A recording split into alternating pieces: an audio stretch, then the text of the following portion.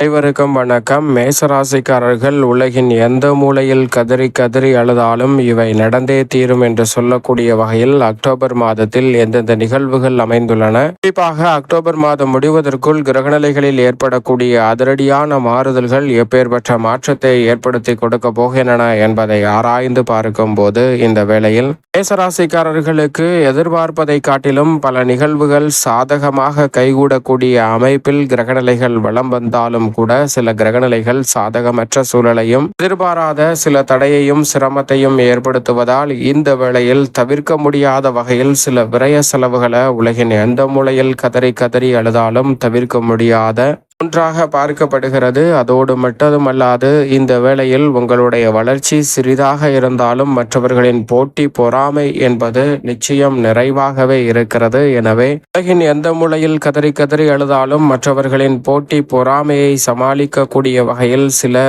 நல்ல மாற்றங்களை சந்திக்கக்கூடிய சந்தர்ப்பம் வேண்டும். ஆனால் கதறி கதறி அழுதாலும் இது போன்ற விஷயங்களில் பெரிய அளவில் நன்மை கிடைக்க இயலாத ஒரு அமைப்பாக பார்க்கப்படுகிறது. அது மட்டுமல்லாது விரய சனி உள்ளிட்ட கிரகநிலைகளின் அமைப்பு இருப்பதால் அலைச்சல் அதிகரிக்கும். எதிர்பார்த்த காரியங்களை எளிதில் முடிக்க முடியாமல் அலைச்சலை அதிகமாக சந்திப்பதற்கான சூழல் உருவாகிறது. இது போன்ற விஷயங்களில் உலகின் எந்த மூலையில் இருந்தாலும் கதறி கதறி எழுதாலும் தவிர்க்க முடியாது. எனவே சற்று விழிப்புணர்வுடனும் கூடுதல் கவனத்துடனும் எதிர்கொண்டால் மிக சிறப்பான மாற்றம் நிச்சயமாக உங்களை தேடி வரும். அதோடு மட்டுமல்லாது இந்த மாதத்தில் எதிர்பாராத திடீர் செலவுகள் வருவதற்கான சூழல் உள்ளது. எனவே திடீர் செலவுகளை சமாளிக்கக்கூடிய விஷயங்களில் கதறி கதறி அழுதாலும் தவிர்க்க முடியாத வகையில் சின்ன சின்ன தடைகளை சந்திப்பதற்கான சூழல் நிச்சயமாக இருக்கிறது. அது மட்டுமல்லாது எதிர்பாராத பயணங்கள் ஏற்படும் சோர்வும் அசதியும் அதிகரிப்பதற்கான வாய்ப்பும் உடல் ரீதியாக சில சங்கடங்களை சந்திப்பதற்கான சூழலும்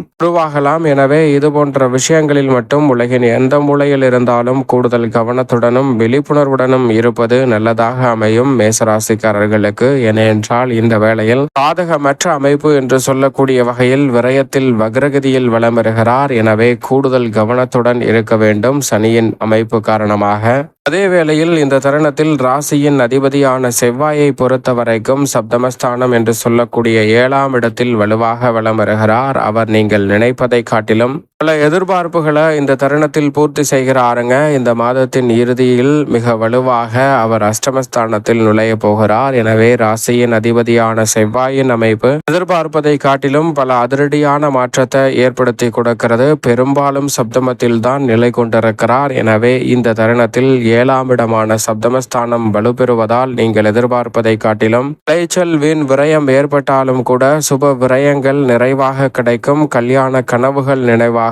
எதிர்பார்ப்பதை காட்டிலும் மிக சிறப்பான வளர்ச்சியும் முன்னேற்றமும் மனநிறைவும் இந்த தருணத்தில் நிறைவாக உங்களை தேடி வருகிறது. பல்வேறு வகையான சுபகாரியங்களை மிகவும் சிறப்பாகவும் சாதகமாகவும் செய்து முடிக்கக்கூடிய வகையில் அடுத்தடுத்து பல நல்ல வாய்ப்புகளும் சந்தர்ப்பங்களும் இந்த வேளையில் அபரிவிதமாக உங்களை தேடி வருகிறது. சரியாக பயன்படுத்திக் கொள்ளுங்கள். சப்தமத்தில் ராசியின் அதிபதியான செவ்வாய் வலம் வரக்கூடிய இந்த மாதம் என்பது நீங்கள் எதிர்பார்ப்பதை காட்டிலும் பல நல்ல வாய்ப்புகளையும் சந்தர்ப்பங்களையும் உறுதியாகவே மேசராசிக்காரர்களுக்கு வெற்றிகரமாகவும் நன்மை நிறைந்தவையாகவும் மாற்றி கொடுக்கிறது. எனவே தவறவிடாமல் இந்த தருணத்தை சரியாக பயன்படுத்திக் கொள்ளுங்கள். நீங்கள் எதிர்பார்க்கக்கூடிய பல காரியங்கள் நிச்சயமாக கைகூடுவதற்கான முதன்மையான அதிர்ஷ்ட யோகம் உறுதியாகவே கிடைக்க இருக்கிறது. சின்ன சின்ன தடைகள் வந்தாலும் எதிர்பார்க்கக்கூடிய வெற்றி வாய்ப்புகள் உறுதியாகவே இந்த தருணத்தில் உண்டு. இந்த வேளையில் நீங்கள் எதிர்பார்ப்பதை காட்டிலும் மிக வலுவாக குரு பகவான் சுகஸ்தானமாகிய 4இல் உச்சம் பெற போகிறாருங்க. இந்த மாதத்தின் துவக்கத்தில் இருந்தே மிக வலுவாக தனது சொந்த நட்சத்திரத்தில் வலம் வரக்கூடிய குரு பகவான் தனது மிக வலுவாக நட்பு கிரகமான சந்திரனின் ஆட்சி வீட்டில் உச்சமும் பெறுகிறார். இந்த மாதத்தில் குரு பகவான் உச்சம் பெறுவது மிக பெரிய அளவில் வரவேற்கத்தக்க ஒரு அமைப்பாக பார்க்கப்படுகிறது. பாக்யாதிபதியாக இருக்கக்கூடிய குரு பகவான் உச்சம் பெறுவது மட்டுமல்லாது 8, 10, 12 ஆகிய இடங்களை தனது பார்வையால் வலுப்படுத்துகிறார். எனவே குரு பார்க்கின் கோடி நன்மை என்று சொல்லக்கூடிய வகையில் பல பணிகள் பணிகளை அச்சமில்லாமல் சிறப்பாக செய்து முடிக்க முடியும். சில வீண் விரய செலவுகள் போன்றவற்றில் உலகின் எந்த மூலையில் இருந்தாலும் கதறி அதறி அழுதாலும் தவிர்க்க முடியாது என்ற சூழல் இருந்தாலும் கூட அதே வேளையில் நன்மை நிறைந்த வாய்ப்பையும் சந்தர்ப்பத்தையும் பல விஷயங்களில் நிறைவாக ஏற்படுத்தி கொடுக்கிறாருங்க. பூர்வீக சொத்துக்கள் ரீதியான பிரச்சனைகள் விலகும். பாக பிரிவினை உள்ளிட்ட பல பிரச்சனைகள் சுமூகமாக தீர்வு காணப்படும். எதிர்பார்ப்பதை காட்டிலும் இந்த வேளையில் உற்றார் உறவினர்களின் ஒத்துழைப்பு சாதகமாக அமையும். இடமாறுதல் இனிமை தரக்கூடிய வகையில் அமைய போகிறது. தொழில் ரீதியாக வளர்ச்சி காணக்கூடிய வகையில் பல அதிரடியான மாற்றங்கள் இந்த தருணத்தில் நிச்சயம் நிறைவாக கிடைக்கிறது. உங்களுடைய சிறு முயற்சியிலே மிக பெரிய அளவில் பலன் தரக்கூடிய வகையில் பல நல்ல காரியங்களை திருப்திகரமாகவும் சிறப்பாகவும் செய்து முடிக்கக்கூடிய நல்ல வாய்ப்பும் சந்தர்ப்பமும் நிறைவாகவே கிடைக்கிறது. சரியாக பயன்படுத்திக் கொள்ளுங்கள். அதோடு மட்டுமல்லாது இந்த வேளையில் ஸ்தானமாகிய 12 ராசியின் நீட்ச அதிபதியாக இருக்கக்கூடிய சனி பகவான் வக்ரம் பெற்றிருக்கிறாருங்க. வக்ர சனியின் காரணமாக இந்த வேளையில் நீங்கள் எதிர்பார்ப்பதை காட்டிலும் குறிப்பாக மேசராசிக்காரர்களுக்கு மாதத்தின் துவக்கத்திலிருந்தே மிக வலுவாக நீங்கள் எதிர்பார்க்கக்கூடிய நற்காரியங்கள் சிறப்பாக கைகூடும். எதிர்பார்ப்பதை காட்டிலும் திட்டமிட்ட காரியங்கள் அனைத்தும் எளிதில் கைகூடும். குறிப்பாக உத்தியோகம் தொழில் ரீதியான பணிகளில் விளைச்சலும் பயணமும் அதிகரித்தாலும் கூட எதிர்பார்க்கக்கூடிய தனலாபம் நிறைவாகவே சனியின் அமைப்பால் இந்த தருணத்தில் உங்களை தேடி வருகிறது. அது மட்டுமல்லாது லாபஸ்தானத்தில் மிகவும் வலுவாக பலம் வந்து கொண்டிருக்கிறாருங்க.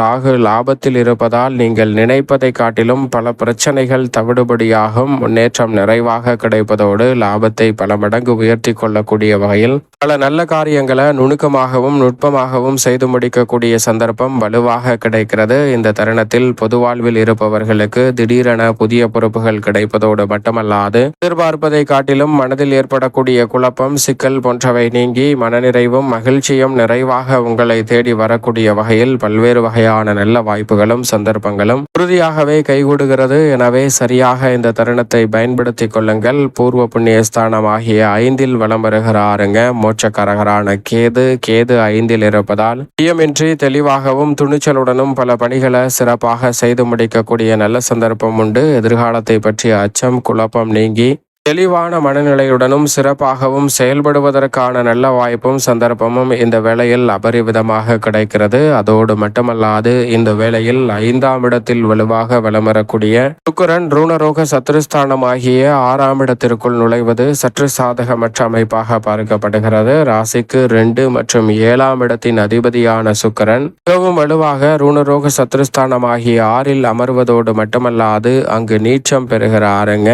ராசிக்கு சகாயமானவராக இருக்கக்கூடிய சுக்கிரன் நீச்சம் பெறுவது உறுதியாகவே மேசராசிக்காரர்களுக்கு நிச்சயமாக சற்று சாதகமற்ற அமைப்பாக தான் பார்க்கப்படுகிறது. கொடுக்கல் வாங்கலில் சிக்கல் ஏற்படலாம். தடுமாற்றமும் தட்டுப்பாடும் வரலாம். சில காரியங்கள் நினைத்தபடியே செய்து முடிக்க முடியாத சூழல் ஏற்படலாம். அரசியல் மற்றும் பொது வாழ்வில் இருப்பவர்கள் வீண்பழி வந்து சேருவதற்கான வாய்ப்பு உள்ளது. எனவே கவனத்துடன் இருக்க வேண்டும். அது மட்டுமல்லாது திடீரென பொறுப்புகளில் மாற்றம் ஏற்படுவதோடு மட்டுமல்லாது பணிச்சுமை குடும்ப சுமை உள்ளிட்ட பல சுமைகள் அதிகரிப்பதற்கான சூழல் உண்டு. எனவே இந்த தருணத்தில் மற்றவர்களுடன் சற்று இணக்கமாக நடந்து கொள்வது நல்லதாக பார்க்கப்படுகிறது. அதே வேளையில் இந்த தருணத்தில் மிகவும் வலுவாக வித்யாகாரகரான புதன் 7லிருந்து 8இல் நுழைகிறார். அஷ்டமத்திற்குள் செல்கிறாருங்க. புதன் ராசியின் அதிபதியான செவ்வாய்க்கு பகை கிரகமாக இருக்கக்கூடிய புதன் அஷ்டமத்தில் மறைவது உறுதியாகவே வரவேற்கத்தக்க ஒரு அமைப்பாக பார்க்கப்படுகிறது. எனவே கொடுக்கல் வாங்கல் சீராக மாறுவதற்கான சந்தர்ப்பம் உண்டு. கெட்டவன் கெட்டிடில் கிட்டிடும் ராஜயோகம் என்று சொல்லக்கூடிய வகையில் சிறப்பான நல்ல வாய்ப்புகளும் சந்தர்ப்பங்களும் இந்த தருணத்தில் உறுதியாகவே உங்களை தேடி வருகிறது. படித்து முடித்துவிட்டு நல்ல வேலை கிடைக்கவில்லை என்று நினைக்கக்கூடிய மேசராசிக்காரர்களுக்கு உறுதியாகவே நல்ல வேலை தேடி வரும் தருணமாகவும் அமைகிறது. சூரியன் முற்பகுதியில் யோகஸ்தானமாகிய 6இலும் பிற்பகுதியில் மிக வலுவாக சப்தமஸ்தானமாகிய 7இலும் வலம் வர போகிறார். ராசியின் அதிபதியான செவ்வாய்க்கு நட்பு கிரகமாக இருப்பதோடு மட்டுமல்லாது சூரியன் ராசியின் உச்ச அதிபதியாகவும் பார்க்கப்படுகிறார். அவர் இந்த வேளையில் எதிர்பார்ப்புகளை பூர்த்தி செய்யும் 7ஆம் இடத்தில் முற்பகுதிக்கு வருவது மிக பெரிய அளவில் நல்ல மாற்றங்களை பெற்றுத்தருகிறது. ஏனென்றால் அவரது சப்தம பார்வை ஜென்மராசிக்கு கிடைக்க போகிறது. எனவே எதிர்பார்ப்புகள் பூர்த்தியாவதோடு தடை தாமதங்கள் நீங்கி மிக சிறப்பான வளர்ச்சி உண்டு.